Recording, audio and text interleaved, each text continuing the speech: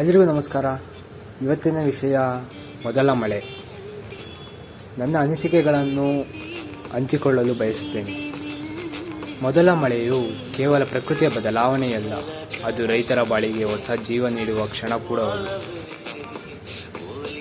ನನ್ನ ಅನಿಸಿಕೆ ಏನಂದರೆ, ಮೊದಲನೇ ಮಳೆ ಬಂದಾಗ ಆ ಭೂಮಿಗೆ ಬಿದ್ದಾಗ ಆ ಸ್ಮೆಲ್ ಬರುತ್ತೆ ನೋಡಿ, ಅದಕ್ಕೆ ಯಾವ ಪರ್ಫ್ಯೂಮು ಮ್ಯಾಚ್ ಮಾಡೋಕ್ಕಾಗಲ್ಲ.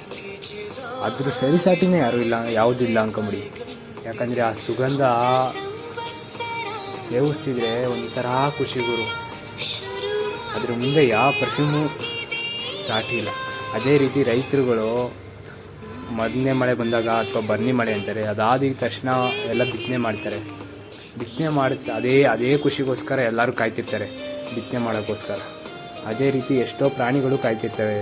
ಎಷ್ಟೋ ಕಡೆ ಕುಡಿಯೋಕ್ಕೆ ನೀರಿರಲ್ಲ. ಪ್ರಾಣಿಗಳು ಇರಲಿ, ಮನುಷ್ಯರಿಗೆ ಎಷ್ಟೋ ಕಡೆ ನೀರು ಸಿಗಲ್ಲ ಸರಿಯಾಗಿ. ಅದೇ ರೀತಿ ಎಲ್ಲರೂ ಕಾಯ್ತಿರ್ತಾರೆ.